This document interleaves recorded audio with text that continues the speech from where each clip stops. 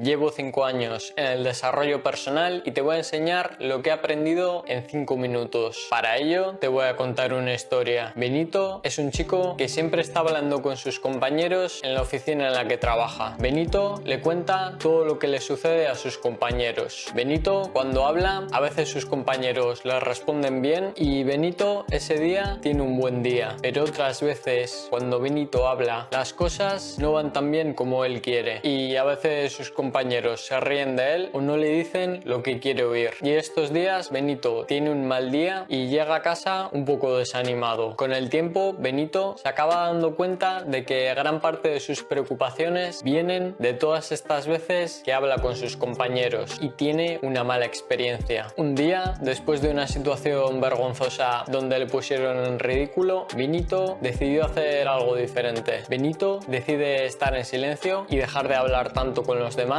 y al principio a Benito le parecía casi imposible porque estaba acostumbrado a hablar con casi todo el mundo, pero con el paso de los años Benito poco a poco empieza a ser cada vez más reservado y a no tener la necesidad de hablar simplemente por el hecho de hablar. Y conforme van pasando los días, Benito nota que su estado de ánimo comienza a ser mucho más estable. Y esta historia que te acabo de contar de Benito es un ejemplo de cómo evitar la dualidad. La dualidad es básicamente que algo vaya bien o vaya mal, y hay cosas que tienen más tendencia a ser duales, como por ejemplo hablar o jugar un partido de fútbol, y hay otras cosas que tienen menos tendencia a ser duales, como por ejemplo caminar o meditar. Y si definimos la felicidad como paz mental, que es como la suelen definir la mayoría de filosofías orientales, podemos decir que la felicidad, a diferencia de lo que piensan la mayoría de personas, se basa en evitar la dualidad, que es la primera cosa que he aprendido en estos 5 años. Pero esto tiene un problema muy gordo, que es que para ser feliz existen millones de técnicas y la mayoría de ellas no funcionan. Para ver cuál es una de las pocas técnicas que casi siempre funcionan, te voy a contar otra historia. Benito es un niño de 5 años que está jugando al fútbol con sus amigos. A Benito se le pincha el balón de fútbol y va llorando a donde su padre a decírselo. Su padre, como es una persona muy racional, le explica que no tiene por qué llorar y le dice que simplemente es un balón y que pueden tirarlo a la basura y comprar otro nuevo. Pero Benito, como era de esperar, sigue llorando. Juan es otro niño de 5 años que también se le pincha el balón y Juan va llorando a donde su padre a decírselo. Su padre, en vez de decirle que no debería estar llorando, simplemente le dice que tiene razón y que se le ha pinchado el balón y que eso es algo que le pone triste. Y en vez de tratar de convencerle, le abraza al niño hasta que deja de llorar. Y lo que nos deja ver esta historia y el problema que existe en el mundo del desarrollo personal es que hay un montón de técnicas que tratan de racionalizar los sentimientos, y si has practicado alguna de ellas te habrás dado cuenta que solo funcionan mientras las estás utilizando. Y esto sucede porque estás poniendo una tirita, pero no estás eliminando la raíz del problema, y el problema es que hay algo que no estás aceptando. Y por eso la segunda cosa que he aprendido es que casi la única técnica que funciona en el desarrollo personal es la aceptación. Pero esto tiene otro problema, que es que aunque utilices la aceptación, si no tienes una buena autoestima te vas a seguir sintiendo mal. Para ver cómo se puede aumentar la autoestima te voy a contar otra historia. Juan es un chico de 16 años que va con sus amigos al cine a ver una película que es un poco emocional. Durante la película Juan no puede evitar llorar un poco, pero mientras está en el cine se lo esconde a sus amigos. Cuando salen del cine, los amigos le preguntan a Juan que qué le pareció la película y Juan les responde que le pareció bastante normal y que no era nada del otro mundo. Y en este momento Juan ha contado una pequeña mentira porque tenía miedo que sus amigos se riesen de él si les decía que había llorado. Y esta pequeña mentira que ha contado Juan le genera una disonancia cognitiva, que es esa pequeña sensación de incomodidad que tienes cuando dices algo que no es del todo verdad. El cerebro de Juan ahora sabe que Juan ha mentido y el cerebro de Juan ahora confía un poco menos en Juan. Y esto no lo sabe la mayoría de personas, pero tu cerebro es igual que un amigo. Si mientes a un amigo y se da cuenta, ese amigo va a confiar menos en ti. Pues si mientes a otra persona, tu cerebro también se va a dar cuenta porque siempre te está observando y va a confiar menos en ti. Y si tu cerebro confía menos en ti, vas a tener menos autoconfianza. estafa. Y por eso la tercera cosa que he aprendido es que la autoestima, entre otras maneras, se aumenta evitando mentir. Y si quieres saber por qué la mayoría del desarrollo personal es una estafa, te dejo un vídeo probablemente por aquí en el que te lo explico. Así que eso era todo. Hasta la próxima.